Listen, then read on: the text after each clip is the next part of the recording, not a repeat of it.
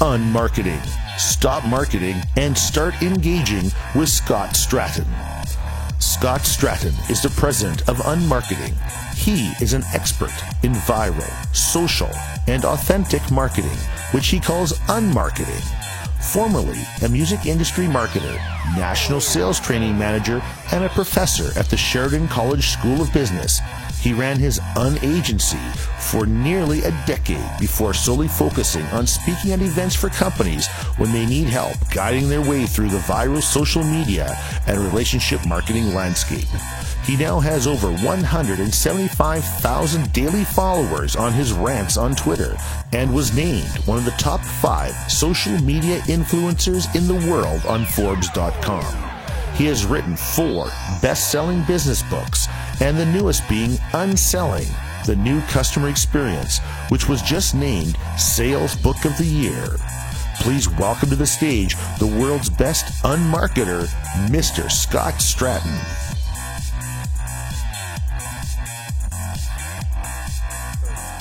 Thank you for having me. I am from just west of Toronto. Keep the booze down, and no boo, from Oakville. And when I talk about unmarketing and unselling, and which is my world, my brand, unbranding, we think about things that aren't in our control. That's really what brands us. And I'll give you the example of Toronto. Now, this is what I do for a living. I get to go on stage and wet my pants, I guess, and I do it around the world. So it's amazing to wet your pants around the world. And I've been to places I never thought I'd go. We were at Istanbul and Frankfurt, Amsterdam, Australia, like things you'd never thought you'd go. Timmins, like exotic locales you never thought you'd make it to.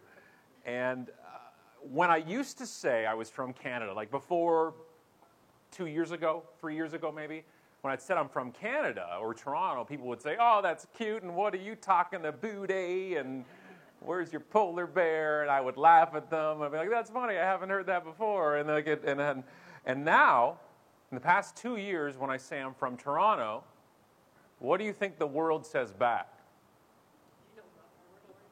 Rob freaking Ford. The world says in the audience, "Do you smoke crack with your mayor?" I'm like, no. What have you heard? Like, who spoke? Who said that? There's too much heat on him. You can't smoke crack like that. So he changed the brand of the city. Yes? He somewhat changed the brand of our country. One guy, one moron did this. It changed tourism. It changed events happening there. It had an actual economic impact on the city and on the brand and on the country. That's a big deal. So when I would say Toronto, originally people would think poor hockey team, right? But come on. But now when I say it, whatever the answer is, whatever they say back is the answer. So with your companies, you have your own brand statement. You have your own mission statement. I'm sure you do. I used to run an agency, and we made a great amount of money writing those things that meant nothing. It was wonderful. We did make even more money if we called it a rebranding and redid everything. That was for my marketers, my branders in the room. When your company name is said, whatever your client says back or whatever the public says back, that's the brand. That's the brand statement, not your statement as the company, but as the general public, as a member of the public. So whatever words come out of their mouths is what the brand is, okay? Let me give you an example of this with the Ritz-Carlton. We love this story so much that we actually used it in the opening of our 4th book with Unselling. When you see Ritz-Carlton, people know the logo, they know the company, and psychologists say when we see a logo, we think of 2 things. Our most recent experience with the brand, or one we've heard, and the most extreme experience with the brand, or one we've heard. Yes? Makes sense? So if I say Thunder Bay to somebody, they'll think of, if they were there, what happened, and what they know of the city. Make sense? Same with your company. So when I say Ritz-Carlton, give me a word that comes to mind. Service, Luxury, quality, expensive, same meaning, by the way. Expensive and luxury is the same thing, different expense account, depending on who you're talking to. But you hear the words that come out. And if you stayed there, I've stayed many of them, and it's amazing what happens. But when I see the Ritz-Carlton now, what I don't think is a severed lion's head impaled on a crown. If you look at the logo for a second, that's what it is. What I think of is Joshi. Joshi is a stuffed giraffe, and he was left at the Ritz-Carlton, Amelia Island in Florida. Great resort. I've spoken there a bunch of times. And a kid left him there. Did I have to say kid? Did you just assume it was a child leaving a stuffed animal, not a 60-year-old man leaving a stuffed animal overnight at a hotel? So a kid left him there, and they went home to Phoenix. And then they realized they've lost Joshi. It's just the kid's favorite thing. What happens if your kid loses their favorite thing? Who here has kids that you know about that you'll stake claim to in a court of law proceedings? Right? Yeah, we have 5 kids. My entire job in life is making sure each one of them has their favorite thing. Right? It's game over for you if they lose that. It's like if you lost your phone. That's not funny, is it? Not even implying you losing your phone is not even remotely funny. I once asked a room full of parents which would be worse, if they lost their phone at the mall or they lost their kid. Entire side of the room's not even laughing right now. You're debating this, aren't you? Well, the kid would go back to security, right? Or the last place we saw each other, I guess. But the phone, not so much. Not so much. It's not going to happen. That's the point. Everything is, our lives are on there. So the father did what any good father would do, and he lied to his son. And he said that Joshi was on an extended vacation, and he's sure to return home soon, which is a fantastic idea, Dad, except now you've got to find him. And not only did they find him, he was rolled up in the hotel, in the sheets, and somebody working in the hotel laundry found him. Can I say that again? Somebody in the hotel laundry found him and brought him up to the front desk and said, somebody's missing this. Not only did they find him, and not only did they overnight him back to the awaiting family without charging the family for the shipping, but they sent back photos of his extended vacation. That's cucumbers on his eyes, by the way. I want you to look around your table right now. If somebody's not smiling, I suggest you change tables. They may not be somebody you want to align your business with anytime soon. This is Joshi at the pool. This is Joshi meeting new friends at the bar. That dolphin is inappropriate. Tonight, if you're having a beverage with some fellow conference attendees and you're standing in a circle of people and you can't spot the inappropriate dolphin, you're the inappropriate dolphin. It's just a piece of advice from Uncle Scott to you. No charge for that. This is Joshi working loss prevention because he has to earn his stay. And now that he's an employee of the Ritz-Carlton, they have to give him an ID badge, laminated.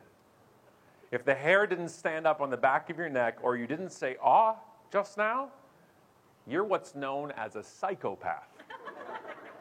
And you have no emotion whatsoever. Maybe you shouldn't be in business. That's what I'm thinking. They took Joshi, the photos, the ID badge, and a letter from the general manager offering him an open-ended job anytime he'd like to come back, and overnighted it back to the family. What's one word that describes this? The lights are out. I am now lightless. It's okay. You can't see the pee stain. So, what's one word that describes this? Amazing, right? Awesome. When I say Ritz-Carlton, give me one word that comes to mind. Joshi. Awesome, right? See how this can change things? You see how things can be shifted because of one experience that didn't even happen to you. That's the amazing thing. So when I see Ritz-Carlton, I don't think of the luxurious lion logo. I think of the giraffe. That's what happens. What do you think the father did when he got the package? Other than change his pants, he told everybody, right? He told his neighbors. He put it on Facebook. He blogged about it, which is where I saw it. I need something more relatable to you guys. He faxed it to people. It's still in the rotation for you, maybe? I don't know. You got to see this. Wait a second. I faxed before. I know the pause between the two sentences. Do I dial 9? To get an outside line? I don't know. See, they knew that joke, so that's good. The point is, when you evoke emotion, that's when people spread things. Yes? Why do you think Hadfield's videos went so crazy? Because they evoked emotion. When you evoke emotion, people share that emotion. Now, the emotion can be anything. Happy, funny, sad, anger. Any emotion that's heightened, that's what gets spread. Everybody wants viral marketing. Everybody wants something to go viral. But you don't understand why they go viral. They don't go viral because you want them to. We had somebody come to us and say, here's our video, Scott, for our company. Can you make it go viral? It's the most insane thing I've ever heard. It's like a little Harry Potter viral dust you sprinkle on a video and off it goes. Viral means people are sharing something out of evoking of emotion. I used to run one of the most successful viral video companies in the world. And the only thing I ever learned, we got 60 million views of 60 client videos, and back then when 60 million was something else, it was back when we had dial-up. And we had every movie, the video had to be under a meg in size before YouTube. And the only thing I ever learned was people spread emotion. That's it. We don't spread commercials. We spread commercials if they evoke emotions. We spread a blog post because we thought it was great and it evoked an emotion. But that could be learning something. It's really, really well written, or funny, or angering, or whatever that is. The point is, storytelling doesn't happen from the brand's point of view. Stories are told from our point of view. The public, the customer, the outside of your company. You can try to influence the story by what you do, but you can't tell it. If that Joshi story was told by the Ritz-Carlton, would that change it a bit? Of course, they'd be saying, look at us. Look how great we are. When you're good, you tell everybody. And when you're great, other people tell it for you. And they didn't send Joshi back to the family in a letter and say, can you please spread this on Twitter, #Joshi. They just did good. And people want to share that. And there's been other random acts of kindness that have happened and that you haven't seen. That's not why you do them. You do them because it's the right thing to do. You do them because impressing and going the extra mile for customers is what you should do. Because you're the brand, and everybody involved in the company is the brand. Is that creepy at all to you? Is it slightly creepy? It's a little bit creepy. We made this for the new book, and I am lucky and honored enough that the co-author of the books and co-host in our show, The Unpodcast, is also my co-host in life. It's my wife, Allison, and she's the better of the two. And this is up in our home office, which is also our bedroom. It's a lot of pressure. It's a lot of pressure to have on the wall, so we took it down. But this is the point. You should have this in your office. Just those words. You don't have to have the creepy face. But just those words. Every time you answer the phone or don't answer the phone, you're branding. Every email you answer or don't answer, you're branding. Every short, kind of curt answer to something on text is branding. Every time those things happen, we're branding. We're not branding once a year or once a quarter when we have a branding meeting with somebody. We're always doing it. Branding's a verb. It's our actions. It's what we do with our company. It's how these things shift and change. And even now with the funnel and how it works. I'm an old school sales and marketing guy. Old school funnel guy. Marketing generates the leads, sales converts them, and we have a happy company. That's how it works. That's how I work things. I was the national sales training manager for a packaging company. I flew around North America training people how to sell bubble wrap. I'm going to say that again. I flew around North America training people how to sell bubble wrap. If you think what you sell is hard, I sold air. That's the whole sentence, by the way. I sold packaged air to people. I ran 2-day training schools on this, by the way. 16 hours of learning. You think you can BS? You got nothing on me. I have an MBA in BS. I have an MBS, I think. This is what I did, but I taught value-based selling with it. And my whole thing with the funnel was you generated leads in 3 ways. You got an email address, a phone number, or a mailing address, or a combination of those 3. Yes? Agreed? It's Sales 101 here. I'm not breaking any new barriers right now. But understand, that was really the 3 main ways to generate leads in a system where then I could follow up and nurture a lead and go down my funnel. That's how it worked. It was great. And when I sent an email out, the onus of reply or action was on the receiver. So if I sent an email, I have 1,000 email addresses. If I get it through the spam filters properly, 1,000 people had to decide to read it, reply, delete it, spam, click, read later, file away. But the onus of action is on the receiver. You with me so far? Direct mail, same thing.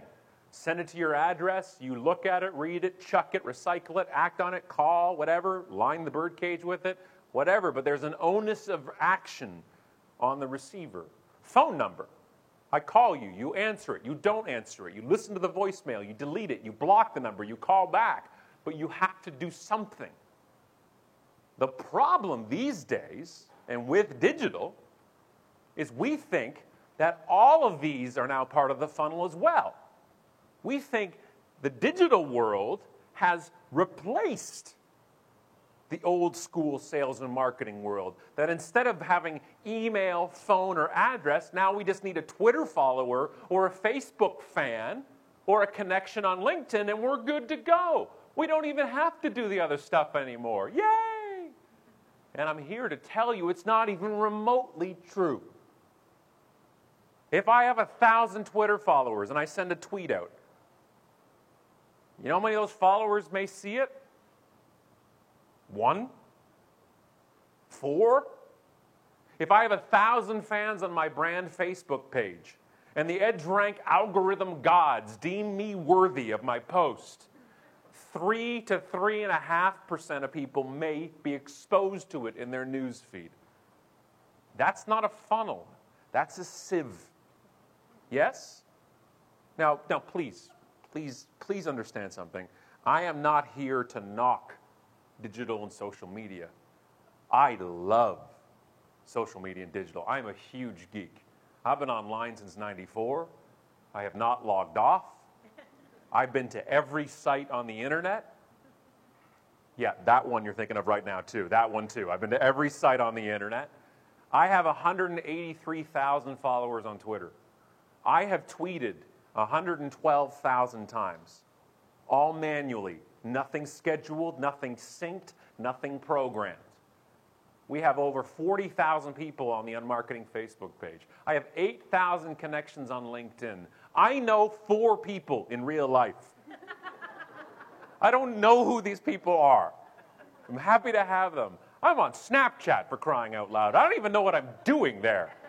I'm like the awkward old dude at the party. That's it all going, hip cats. What are we doing here? Woo, DJ Khaled, that's me too. I like it, Major Key. And the people are like, Dad, go home. Like, leave. I'm only on there to embarrass my children. That's really why I'm there. The point is, I love social media for what it's good at, which is being social. Social media to me is great for 3 things: community, conversation, and customer service. That's not new. That's what it's always been good for. Anybody here that used to be on, who were on Twitter in, like, let's say 2009, 2010? Anybody here? 2011, right? Remember those the old days? The good days back there? You go on Twitter, you're like, hi, and somebody right back, how you doing? You're like, oh, hello. You're here to talk to me too. And then us marketers came and said, how do we screw this up? This is awesome. How do we screw the whole thing up now? Let's do this. And that's what we ended up doing. We screwed it up. And people think, well, we have to be on these sites, Scott. We got to be everywhere digitally because the millennials are coming. They're not, it's like some foreign species that hasn't arrived yet, but they're coming. People don't even understand what millennials mean, but we're preparing for their arrival. Okay? People don't understand the definition of millennials, which is about 18 to 35 years old. Who in this room is between 18 and 35 years old? Oh, God, they're already here. Okay. Old people in the room, listen to me. We will continue to talk later on landlines, and I will record this session on a VHS, and they won't be able to watch it. Okay? And we'll dial up with our 28.8 modem and talk about it. What we mean when we say millennials is people younger than us, and we don't like them. So when you guys hear that in the workplace, millennials here, when you hear that, what we're saying is we actually really, really despise you because you're younger. That's what we mean. And we just want you to suffer a little. A little. You've no idea the pain of what we had to go through. You have no idea the suffering of holding down play, record, and pause, trying to record a song from the radio, if the DJ would just shut up for a second, right? Have people like, what is the DJ? I don't understand. Is that Spotify? Is that a channel on Spotify? How does that work? Look at my face. This is the face of rewinding. Look at it.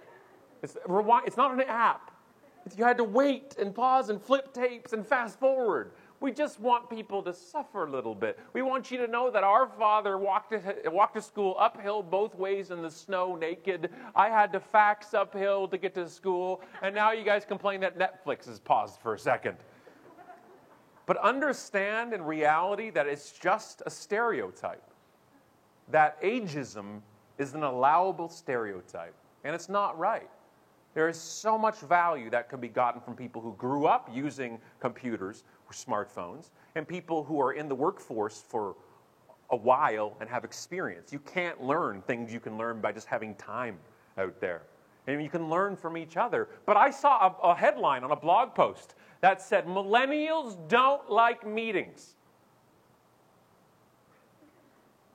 What generation likes meetings? What generation says, you know what, let's do a meeting for fun. Forget lunch, let's sit around a table and get nothing done. Millennials are just naive enough to think they don't have to go to them, and I find it adorable. They still have hope. They still have life in their eyes. That'll change. That'll go away, and we'll all die inside together. But until that time, like millennials like to travel. Yeah, that's called being young and not having a mortgage. That's what that means. We all want to travel, we just can't. Until the kids leave, and then before they come back again. That's how it works. I don't understand. We don't think straight when it comes to, we make this bias. You have to lose the bias.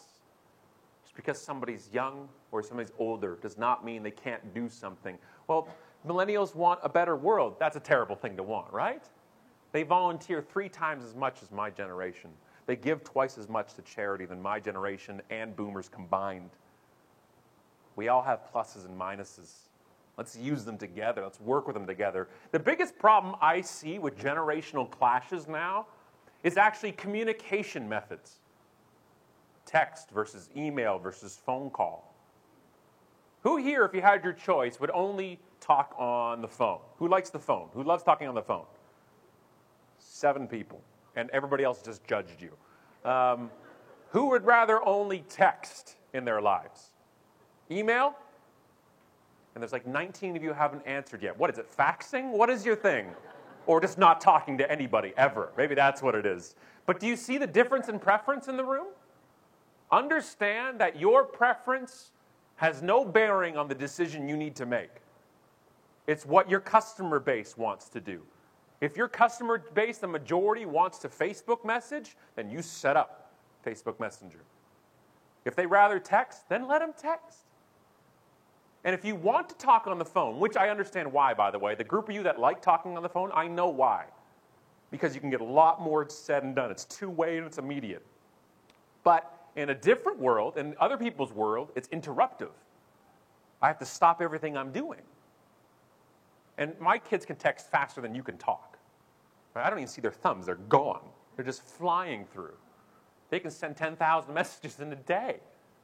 That's okay. You have to match it.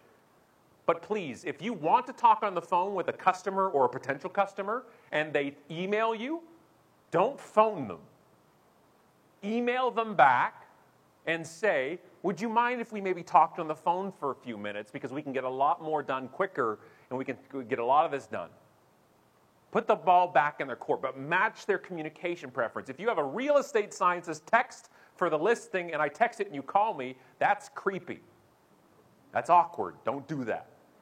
I once emailed my dentist 2 years ago and said, hey, I'd like to come in for a cleaning next Wednesday or Thursday. I'm about to hop on a flight. So I sent him an email saying next Wednesday or Thursday, I can come in at any time. I don't have a job, so I'll come in whenever you want. I fly, because I hate the phone. I despise talking on the phone. I fly to Miami, I land, and I turn my phone back on, and I have a notification of a voicemail. The only reason I check my voicemail is to get rid of the notification that I have a voicemail on my phone, right? To get rid of that one or two, because it's going to bug me. And I listen, and I call the voicemail, and it says, from Miami, by the way. It's a long distance now. I call, and it says, hey, Scott, it's a dentist. Just give us a call back, and we'll book that appointment for you. I still haven't called them back. It's been 2 years. My teeth are hideous, but it's on principle. Match the communication method with your client or customer preference. My mom even texts now. She signs each line of text with Mom. And if you don't know why that's funny, you're part of the problem. And I write her back and I say, Ma, you don't have to sign your name. I know it's from you. Your name's at the top. And she's like, I'm your mother. I can do whatever I please. Mom. Like, touche. And now she sends emails to me with the subject line, Mom. And I'm like, now you're just doing it to piss me off. That's what you're doing now. You're goading me. You want to become part of the talk, Mom. Is that what happens? Is that how it works? Match the communication preference, okay? Don't force your clientele to go down a communication road they'd rather not. Make it convenient for them. I love text and email because I have a record of it. I have a history of it. It protects us both. We can refer back to it. I can add something to my calendar really easy. Just click on it. Boom, I'm done. Who are you communicating for? And realize that we want to communicate in the preference of our clients, okay? Back to this funnel. Even the funnel nowadays has shifted where 60% of buying decisions now happen outside of the funnel. And what I mean by this is that they've made their buying decision majority of the way before reaching out to you, the provider. This is not how it used to be. It used to be if you were in, let's say, finance, real estate, anything. You were the purveyor. You were the keeper of information. If I wanted to buy a car, I had to go to the lot. You'd have to tell me about the cars, and off we go. Now I get to the lot, I've pretty much already bought the car. I know exactly the sticker price, the manufacturer price, what you paid for that car, if that exact car has been in an accident. I can find all those things out. Finance, same thing. I can find out all these things, then come to you for the final step. Real estate, I can search everything. I could come to you at the end and say, here's the house I want to look at to go buy. Or I don't use it at all. The gatekeepers have changed. There's no more gates. So your job, if you want to get into that buying cloud up there, is to get your information, your content out in that cloud. That's where content marketing is. That's where blogging is. That's where social media is. That's where videos are. That's where ads are online. Because this sales cloud, everybody's pulling from it. Take your industry and insert them in this cloud. This is what's happening right now. And even if I buy that car from you, even if I invest in that RESP with you, whatever that is, I come out of the funnel and back into the cloud. And if I don't think you gave me great service, or I don't think you gave me the education I needed about that product or service, I'm going to leave and go somewhere else. Loyalty has changed. When my mom bought a house, she used the same realtor for 35 years. You bought a car, you went to the same dealership, yes? Through generations, you did. Insurance, you got it from the same person your parents did that their parents did. It doesn't happen like that now. Changes now. Understand that loyalty is built through service. Word of mouth is built through service. And this cloud is where it all feeds off of, where it all goes. Okay?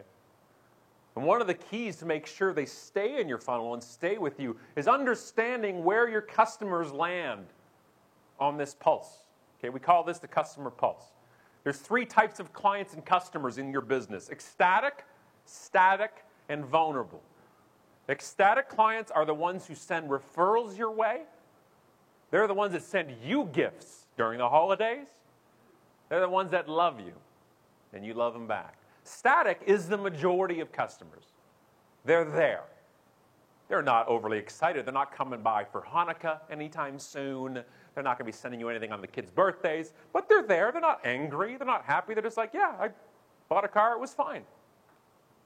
Yeah, I opened up an account there. It's fine. Vulnerable is the ones who are looking for a way out. Now, the disparity here, the problem is, you've seen some studies out there where it says like 84% of companies think they give excellent customer service. And 12% of customers think they get excellent customer service. Do you see the problem here?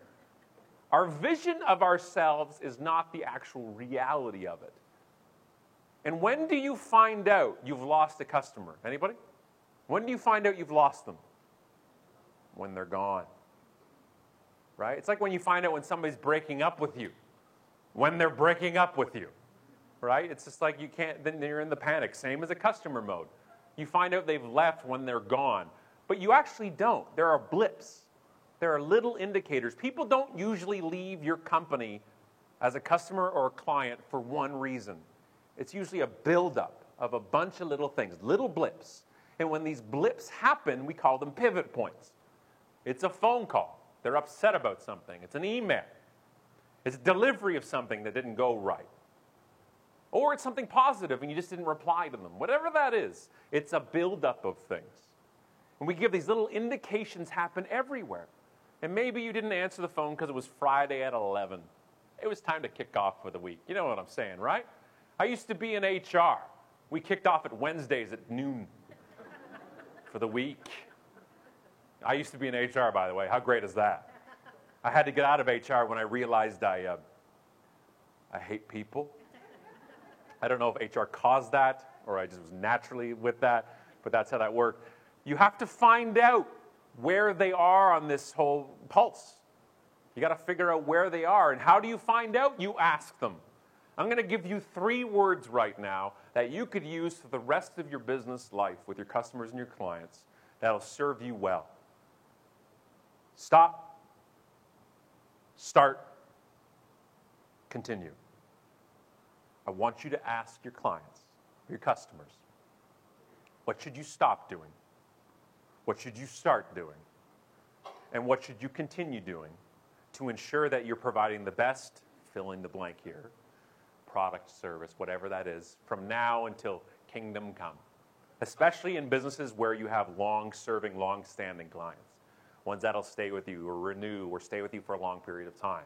A referral-based business. This is how you find those things out. Maybe you sit down at lunch and ask them that. Maybe it's an email survey and you allow them to be anonymous. Then they tell you the real truth. Whatever that is. We did this survey for a private school in Toronto for parents of the kids that are going there. We had a 98% response rate in 12 hours. Mind you, this is parents of kids and they're paying for a private school, so they're very vested in what happens. But we had answers they have no idea. And a lot of the feedback was, thank you for asking. Now here's what I think. And we went through all of it. We made binders and had a board meeting. We sat around the table and assigned all the issues to all people. You know why we don't ask, though? You know why we don't find out? Because we don't want to know. We don't want to hear what's bad. We don't want to hear the truth that we sometimes know is there, but you do want to. The worst type of complaint in the world when it comes to your customers is the ones you don't hear because you can't do anything about them. Yelp is a gold mine. Twitter is a gold mine. Facebook is a godsend when it comes to finding out issues with customers because you want to know because then you can fix them. I'll give you an example of a Yelp one. Don't look at it yet. Look at me. I'll go back a slide. I don't care. So I have a clicker. So on Yelp, this woman went on Yelp to talk about Ashley Home Furniture Stores. It's a giant furniture store chain, huge amount of it in the States. This is based on a store in Texas. Okay, and she came on to Yelp, and gave it a 1-star review and opened the review by saying, if I could give this store 0 stars, I would, but the system wouldn't allow her to. Not a great way to start a review off, right? So in the review, here's the thing. She had no problem with the store or the salesperson. Great furniture, great selection. Salesperson was very accommodating, took the time they needed with her, everything. She ordered a bunch of furniture. And then after that, that's where everything fell apart. The delivery was on the wrong day, at the wrong time, with the wrong furniture, and the wrong furniture was broken. And the driver was a jerk. Ta-da! Congrats, you're terrible. You're terrible at your job. And that had nothing to do with the store. It was a third-party logistical company that delivered it. But who do you think she did the review for? For the store. So when the store, because if you guys refer out, you use third-party stuff, it's still under your brand. So the store owner saw the review and said, nope, unawesome is unacceptable. It's not on my watch. And he fixed it. He phoned her as soon as he saw it. And he phoned her. And she went back and revised her review, which never happens, by the way, and made it 4 stars and said, after my scathing Yelp review, I was immediately, and I mean immediately, contacted by the owner. Ben is courteous, professional, and kind. He followed up with everything he stated he was going to do very promptly. His apology felt sincere, and because of him, I don't think I'd hesitate to shop at one of Ashley's stores he owns. Is that a good review? Would you shop there? I'd shop there. We don't expect perfection. We don't even expect the resolution we want. We just want to be acknowledged. When people complain, especially online, one of the first things and the only things they're looking for is acknowledgement. That you've heard them. That they've been heard, because we so rarely have been heard. My favorite Yelp review was from Taco Santo. It's a 1-star review. This is a place in New York. And it gets 1 star, and it says, the entire kitchen and wait staff saw an ice cream truck and ran outside, leaving me alone in the restaurant. 10 minutes later, they all came back with ice cream cones. I still can't believe this actually happened.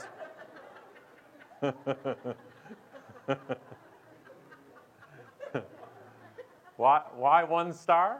Because they didn't bring him an ice cream cone, I assume. If they brought him an ice cream cone, it would have got 5 stars, by the way. It's just like, and I got a free cone. So I now want to eat there. That's the amazing part about it. One of the other issues I have is that we do marketing for the sake of doing marketing. We use digital things for the sake of using digital things. And my Achilles heel, my biggest poster child for using technology just for the sake of using technology are QR codes. They are the bane of my existence. Our 3rd book is called QR Codes Kill Kittens. That's seriously the title. You have a copy of the book right there, yeah. It's a business picture book of screw-ups. Don't worry, none of your brands are in it. I tore out the pages. You're welcome, TD. And I'm just kidding, you're not in it. So it's all train wrecks. And because the reason why I say this was I love the technology. I love the idea of QR codes, but just like social media, they were working just fine until us marketers went in there and screwed them all up. QR codes work brilliantly on boarding passes, on event tickets, Snapchat codes, in closed systems that have the devices to use them. They're brilliant. But in consumer marketing, they're horrible. They're used so little by consumers, yet used so much by marketers. I once met an executive from a consumer products company, and she came up to me after a talk and said, hey, I liked your QR code rant. We put our QR codes on 3 million shampoo bottles. And I'm like, and how was the usage? How many people used it? Because you can track it. And she says, we were about 3. And I'm like, 3% is probably the best usage rate I've ever heard. She says, no, 3. 3 scans. And I'm like, were 2 of them you? Yeah, 2 of them are me. I'm like, because, you're in the shower. You're not going to... Right. So That's the problem, okay? I've seen QR codes on billboards on the side of the highway. I'll give you a second to think about that and why that may be a problem to scan. I've seen a billboard in Ottawa by the RCMP that says, "Don't text and drive." And it has a QR code on it. Okay? Just think. I want you to think before you do. I want you to think before you QR code. Here's an example of a golf event. This is the John Deere Classic sign. It's a great event. I love golf. I'm terrible at it, but this is a great event. And they have 2 QR codes so you can download the John Deere Classic app. Yay, another app. Awesome. So they're smart, though. They've split the factions. On the right-hand side, it's a scan for Android app. On the left-hand side, it's a scan for iPhone app, which is brilliant, yes? iPhone people don't like Android people. Android people don't like iPhone people. And there's 9 Canadians in the background saying, "BlackBerry's still relevant." And that's how the whole world works that way. So it's smart, yes? They're batting 1,000 right now. It's brilliant. Except the sign beside it says, "Use of mobile devices prohibited in this area." So now I can't scan the sign. Same dude hung both signs, by the way. I'm just putting it out there. We just have to think. I don't want us using technology for the sake of using technology. I don't want to release an app unless it makes the life of my customers better, one way or the other. A great example of that is my bank. I won't name them because they're sponsoring this event over there.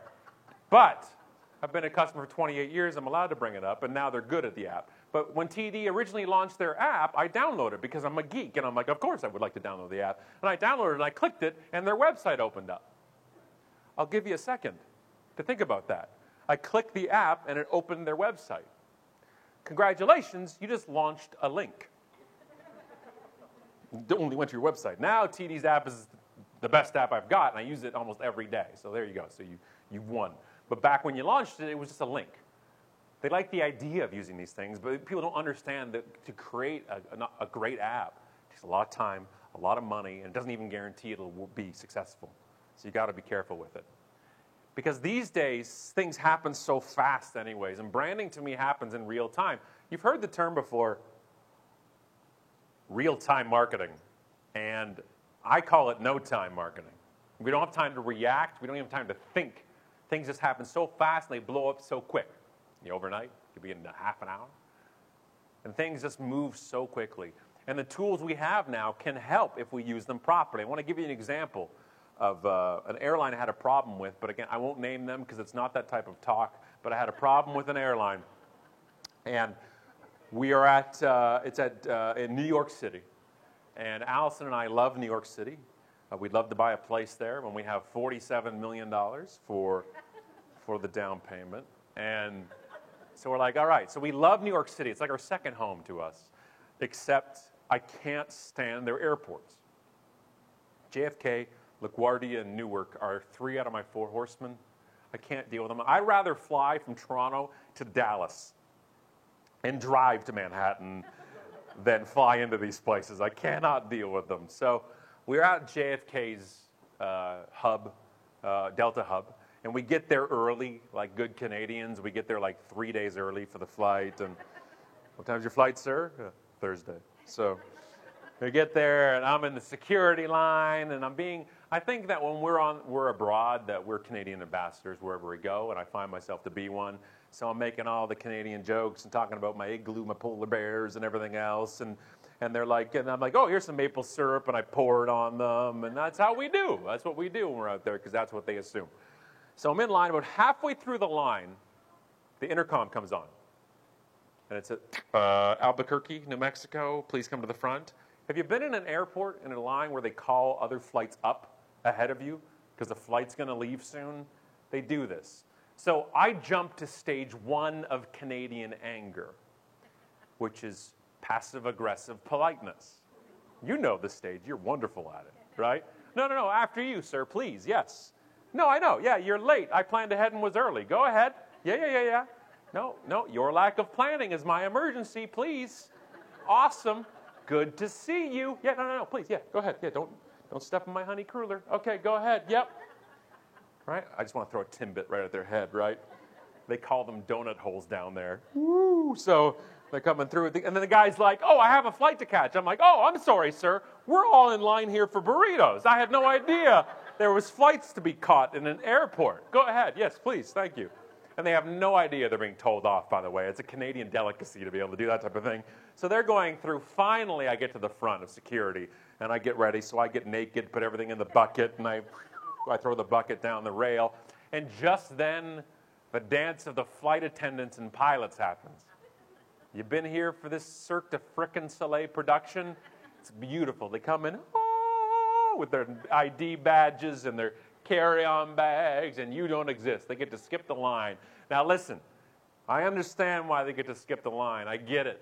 I get it. But they have to understand the first rule of Flight Club, okay? And that was a good joke. It's Flight Club. Come on. Okay, so the first rule of Flight Club is that the plane will leave without me, the paying customer. The plane will not leave without you, the pilot. You have the keys.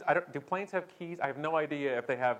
And my foot's moving like a gas pedal, so this is why I don't fly them. But I get it. So I don't care who you are, who you work for, or how much money you have. It does not excuse you from common courtesy. Please, thank you, excuse me. My mama taught me right. We be kind to each other, not because we're Canadian, because we're human. We should be kind to each other. And by the 7th flight attendant, who has now hip-checked me to get past me without an excuse me, I am no longer Canadian. I renounced my citizenship, and I jumped to stage 13 of Canadian anger, which is Canadian swearing. And I turn to her, and I drop the 2 words a Canadian should never say. I look at her, and I unleash, come on! I'm sorry, by the way. I told them I wouldn't swear. Actually, I think I said, come on, I'm sorry. I immediately became Canadian again. The ghost of Sir John A. Macdonald came down and said, simmer down. And she turns around and goes, what? I'm like, oh, hello. Not one of you says, excuse me? And she goes, I said, excuse me, in that exact tone, with her Delta lapel pin sitting there. And you have to understand something here. You have to get the behind the scenes.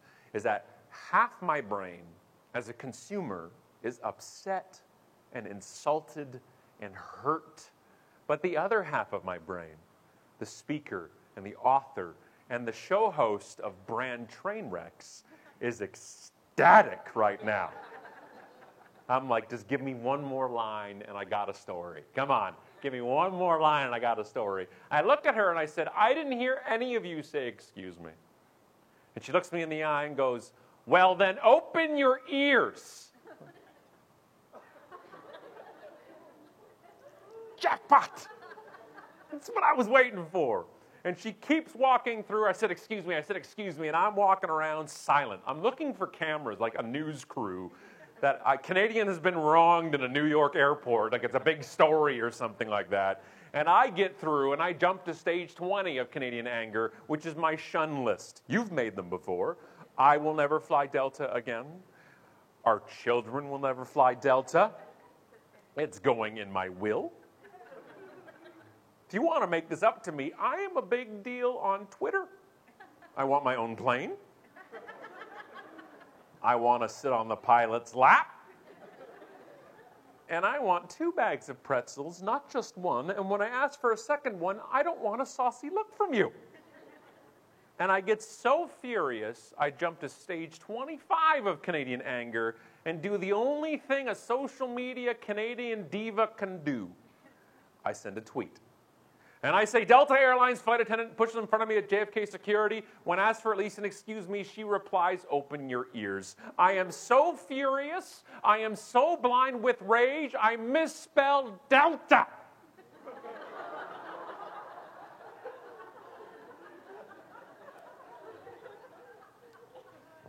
Detla. You want to look like a moron? There you go. There's your answer. Delta replied 3 minutes later. They saw it. How did they see it, you may be wondering? They have a search setting set up in their social media listening software, and they listen for angry misspellings of their name. It's so brilliant. You want to cover customer complaints? Find the angry misspellers and the all-cappers, and you've got your whole market covered.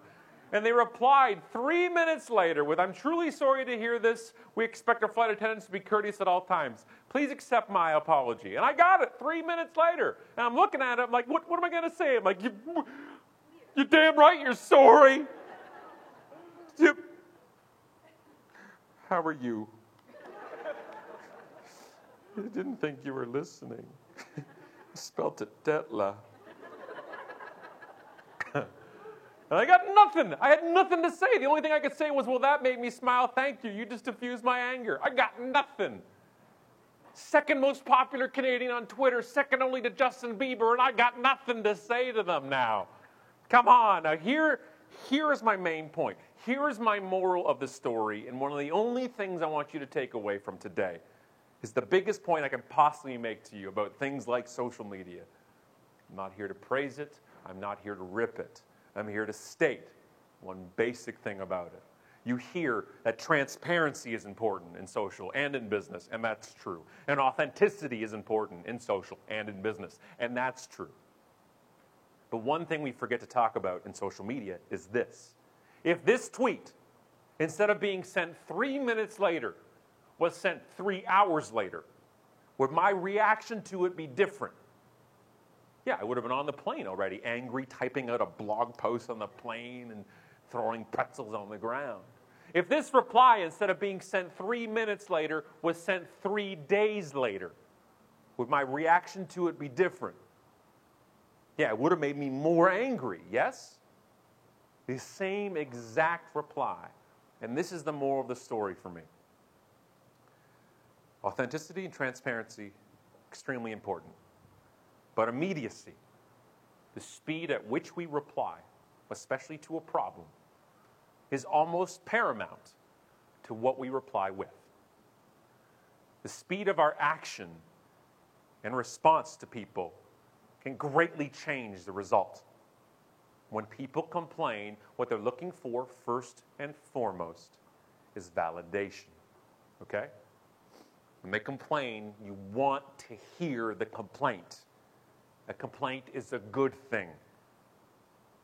Us Canadians are great at being polite to your face and then trashing you online. That's our skill. That's our right as Canadians to do that. You want to hear these things. You want to know where they're going. Here's an example of something went viral. This is the one-night stand you'll never regret. I'll give you a second.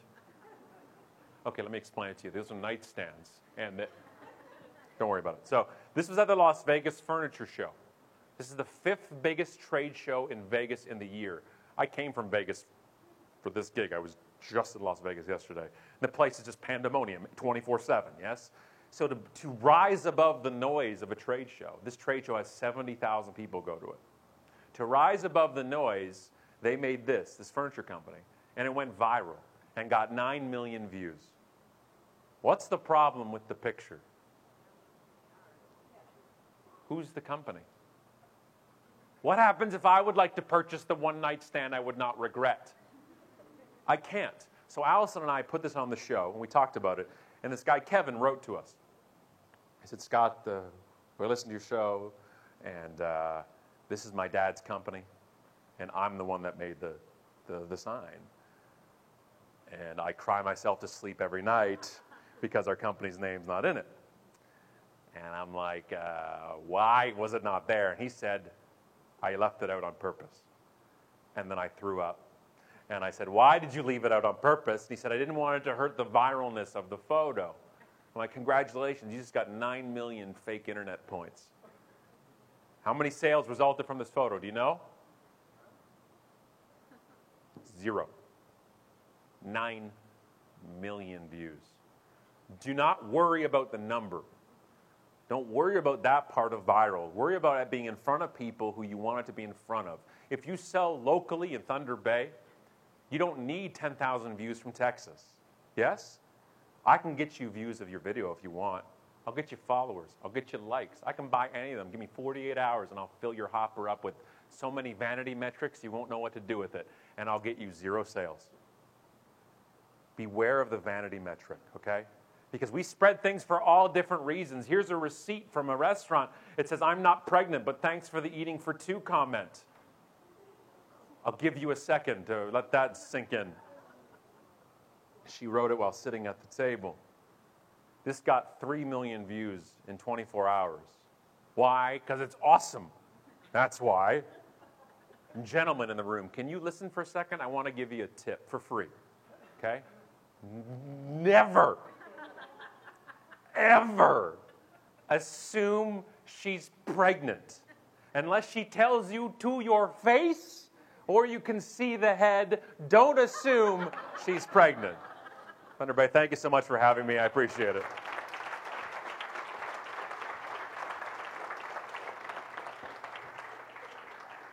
Hang on now. All right, I'm hanging.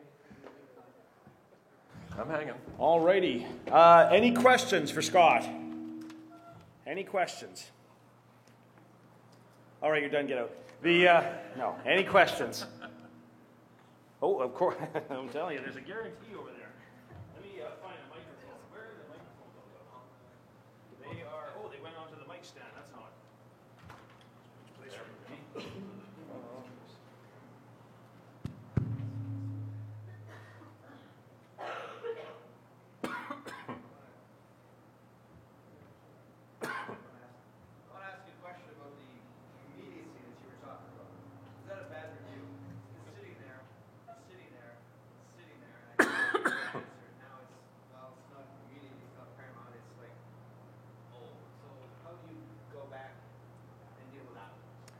So how do you go, the question was, how do you go back and deal with an old review that's poor?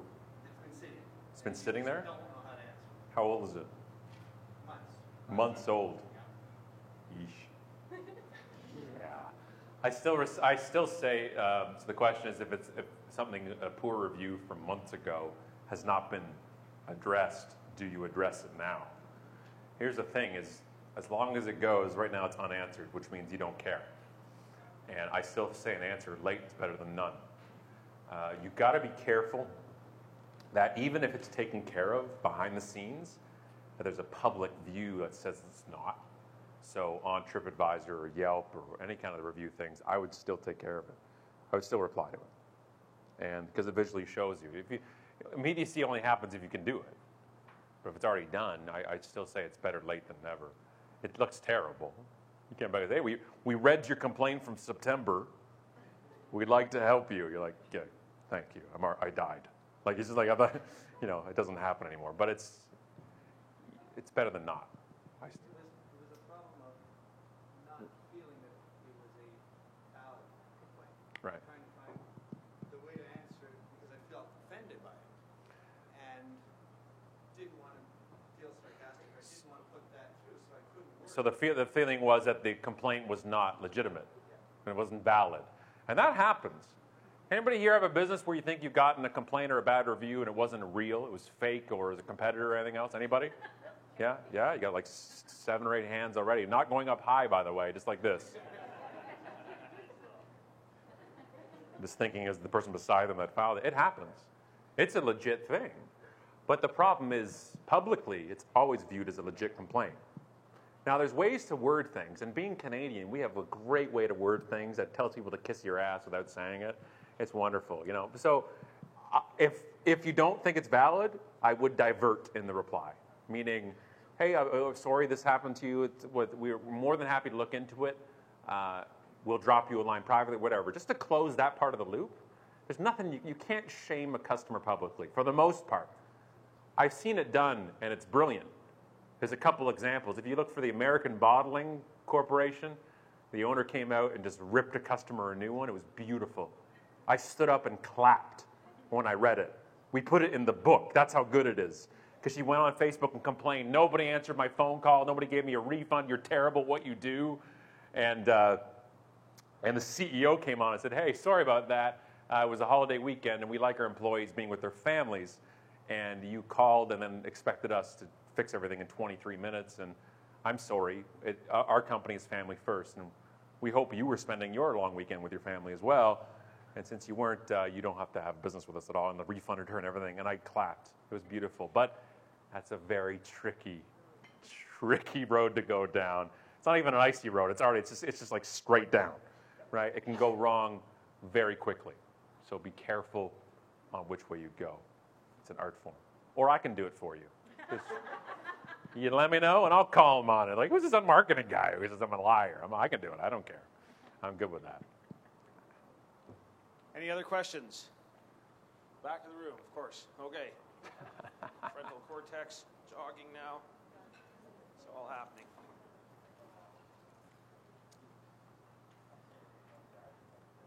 So branding and rebranding. I know myself as an individual, I've gone through multiple different stages. As a teen, I was really into sports, and as a young adult, I was really into makeup, and like, you know, I'm perpetually changing who I am as an individual.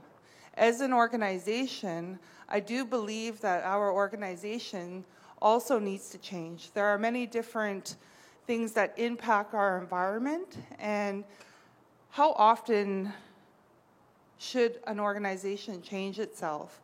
Or what kind of indicators are when you know that your image or your brand is stale dated? And how do you know when to move from where you currently are as a brand? Yeah, I don't think there's never a reason to change for the sake of change. I don't believe that at all. I think a lot of times brands change their branding because they're not wanting to fix the actual problem. Like, nobody's ever gone to a restaurant that has terrible food and, you know, had a terrible steak and went home and said, that place was horrible, but, you know, they changed the awning and it looks great, so let's go back again next week. It's like window dressing. Well, I don't know, a flip side of it, there's not a lot of typewriter repair businesses left. Does that make sense? Where you got to see sometimes where to change and where to move to.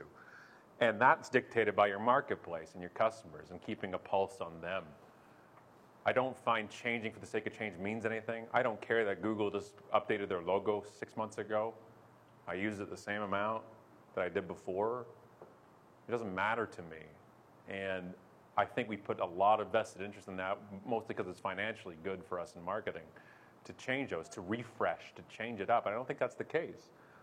You know, there's things that are dated, look old, and look amateur, but that's different. I think your market dictates when you should change, if you're listening to it and if you're looking to it. The problem is we get so busy with day-to-day things, we're never forward-looking.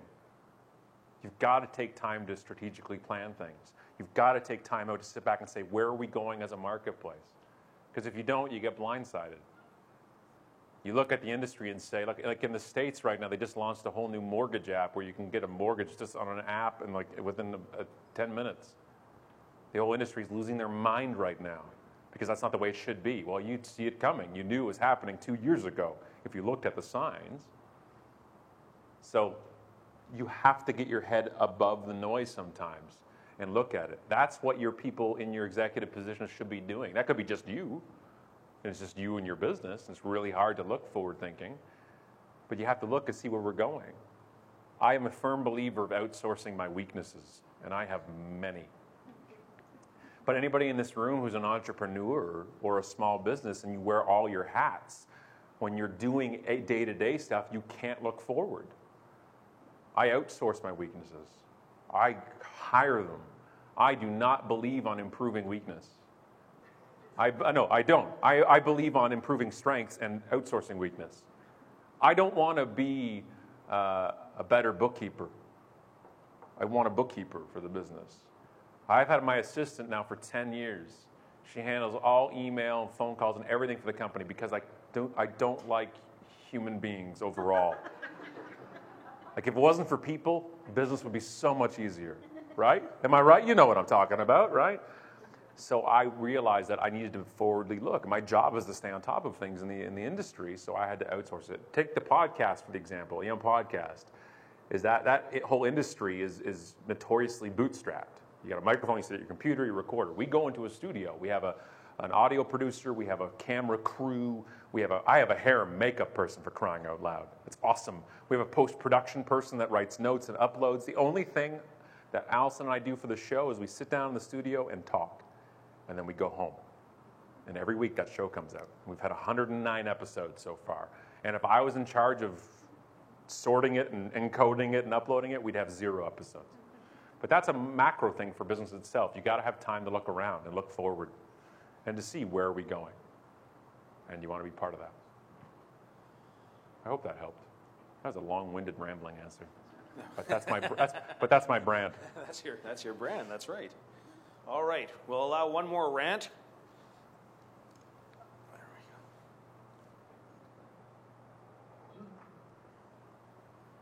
When you talk about moving forward, and I mean, from a marketing standpoint, we understand the importance of going forward, but how do you get your internal brand and other people within the company to be on board with that are happy with status quo and doing business the way that they've done it for years? Yeah, the change is the biggest swear word in the world, right? Nobody wants to do that. That's what I actually think this whole millennial issue is they actually, what they're really saying is we don't want change to happen, and it's happened so quickly in the past 10, 5, 3 years that it's just too much. That everybody's like, oh, God, we have to do this now? We have to do this now? Like every week there's a new platform to go on, right? We got to go here, we got to go here, we got to change your name, we got to change this. So people will resist change 10 times harder than it would be to go with it.